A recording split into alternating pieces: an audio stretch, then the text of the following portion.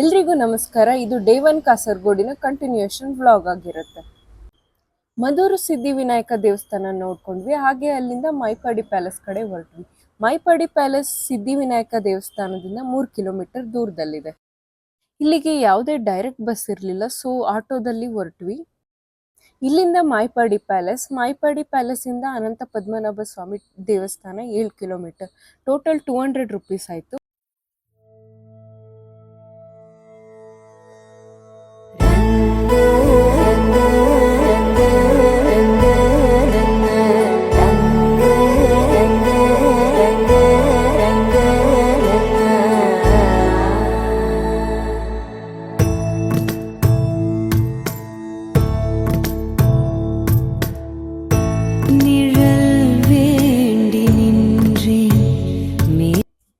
ಈಗ ನಾವಿಲ್ಲಿ ನೋಡ್ತಾ ಇರೋದು ಮೈಪಾಡಿ ಪ್ಯಾಲೇಸ್.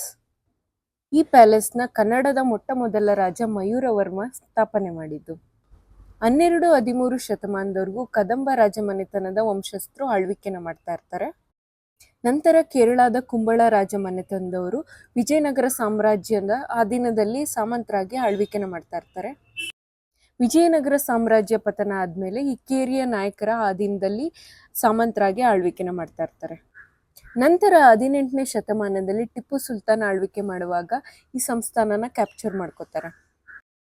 ಆ ನಂತರ 1799ರಲ್ಲಿ ಟಿಪ್ಪು ಸುಲ್ತಾನನ ಮರಣದ ನಂತರ ಈ ಪ್ರದೇಶ ಬ್ರಿಟಿಷ್ ಈಸ್ಟ್ ಇಂಡಿಯಾ ಕಂಪನಿಗೆ ಸೇರ್ಪಡೆಯಾಗುತ್ತೆ.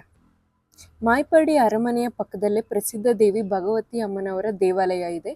ಇದು ಕುಂಬಳ ರಾಜಮನೆತನದವರ ಕುಲದೇವತೆಯೂ ಆಗಿತ್ತು. ಈ ದೇವಸ್ಥಾನ ಕೇರಳ ಹಾಗೂ ಕರಾವಳಿ ಕರ್ನಾಟಕದ ದೇವಸ್ಥಾನಗಳ ವಾಸ್ತುಶಿಲ್ಪವನ್ನು ಒಳಗೊಂಡಿದೆ. ಹೊರಗಡೆ ಬಂದ್ರೆ ಒಂದು ಸುಂದರವಾದ ಕಲ್ಯಾಣಿನೂ ಸಹ ನಾವು ನೋಡ್ಬೋದು. ಮೈಪಾಡಿ ಪ್ಯಾಲೇಸ್ನ ನೋಡ್ಕೊಂಡ್ಮೇಲೆ ಅಲ್ಲಿಂದ ಹಾಗೆ ಅನಂತ ಪದ್ಮನಾಭ ಸ್ವಾಮಿ ದೇವಸ್ಥಾನದ ಕಡೆ ಹೊರಟ್ವಿ.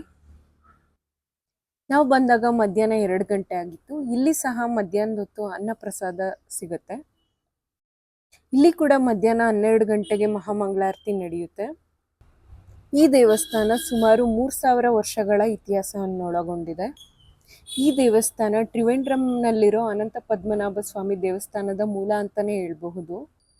ಇಲ್ಲಿ ವಿಷ್ಣು ದೇವರು ಶೇಷನಾಗರ ಮೇಲೆ ಶಯನ ಸ್ವರೂಪದಲ್ಲಿ ವಿಶ್ರಾಂತಿ ಮಾಡ್ತಿರೋ ಹಾಗೆ ನಾವು ಕಾಣಬಹುದು. ಈ ದೇವಾಲಯ ಕೇರಳದ ಪ್ರಮುಖ ವೈಷ್ಣವ ದೇವಾಲಯಗಳಲ್ಲಿ ಒಂದು ಅಂತಾನೆ ಹೇಳ್ಬಹುದು. ಈ ದೇವಾಲಯ ಕೇರಳದ ಪಾರಂಪರಿಕ ತಾಟುಕಟ್ಟೆ ಮತ್ತು ತುಳುನಾಡಿನ ಶಿಲ್ಪಕಲೆಗಳ ಮಿಶ್ರಣ ಶೈಲಿಯ ವಾಸ್ತುಶಿಲ್ಪವನ್ನು ಒಳಗೊಂಡಿದೆ. ಇಲ್ಲಿ ಪ್ರತಿ ವರ್ಷ ರಥೋತ್ಸವ ಮತ್ತು ತೆಪ್ಪೋತ್ಸವ ತುಂಬಾ ವಿಜೃಂಭಣೆಯಿಂದ ನಡೆಯುತ್ತೆ. ಕೇರಳದ ಹಬ್ಬಗಳಾದ ವಿಷು ಮತ್ತು ಜನ್ಮಾಷ್ಟಮಿ ಇನ್ನೂ ವಿಜೃಂಭಣೆಯಿಂದ ನಡೆಯುತ್ತೆ. ಇಲ್ಲಿ ಇನ್ನೊಂದು ಕುತೂಹಲಕಾರಿ ಸಂಗತಿ ಇದೆ. ಅದೇನೆಂದ್ರೆ ಬಾಬಿ ಅಥವಾ ಮೊಸರು ಹುಳಿಯನ್ನು ಮೃದು ಸ್ವಭಾವದ ಮೊಸಳೆ. ಅಚ್ಚರಿ ವಿಷಯ ಏನಂದ್ರೆ ಈ ಮೊಸಳೆ ಶುದ್ಧ ಶಾಕಾಹಾರಿ ಮತ್ತು ಇಲ್ಲಿನ ಅನಂತ ಪದ್ಮನಾಭ ಸ್ವಾಮಿ ದೇವರ ದೂತ ಅಂತಾನೆ ಇಲ್ಲಿನ ಭಕ್ತರು ಹೇಳ್ತಾರೆ. ಈ ಮೊಸಳೆ ಇಲ್ಲಿ ದೇವರಿಗೆ ಅಕ್ಕಿ ಮತ್ತು ಬೆಲ್ಲದಿಂದ ಮಾಡಿದ ಪ್ರಸಾದನ ಮಾತ್ರ ತಿನ್ನುತ್ತೆ ಅಂತ ಹೇಳ್ತಾರೆ. ಈ ಕೆರೆಯ ವಾಸಿ ಹಾಗೂ ಸದಾ ಇಲ್ಲಿನ ದೇವರನ್ನ ಕಾಯ್ತಾ ಇರುತ್ತೆ ಅಂತ ಕೂಡ ಹೇಳ್ತಾರೆ. ಇದಿಷ್ಟು ಅನಂತ ಪದ್ಮನಾಭ ಸ್ವಾಮಿ ದೇವಸ್ಥಾನ ಹಾಗೂ ಮೈಪಾಡಿ ಪ್ಯಾಲೇಸ್ನ ಇತಿಹಾಸ ಆಗಿತ್ತು. ಇದಾದ್ಮೇಲೆ ನಾವು ಕಾಸರಗೋಡಲ್ಲಿ ಏನೇನು ಮಾಡಿದ್ವಿ, ನಮ್ಮ 3 ಡೇಸ್ ಐಟನರಿ ಹೇಗಿತ್ತು, ಮತ್ತೊಂದು ಇಂಟ್ರೆಸ್ಟಿಂಗ್ ವಿಡಿಯೋ ಜೊತೆ ನಿಮ್ಮ ಮುಂದೆ ಬರ್ತೀನಿ. ಈ ವಿಡಿಯೋ ನಿಮಗೆ ಇಷ್ಟ ಆಗಿದ್ರೆ ಲೈಕ್ ಮಾಡಿ, ಶೇರ್ ಮಾಡಿ, ಸಬ್ಸ್ಕ್ರೈಬ್ ಮಾಡಿ. Thank you.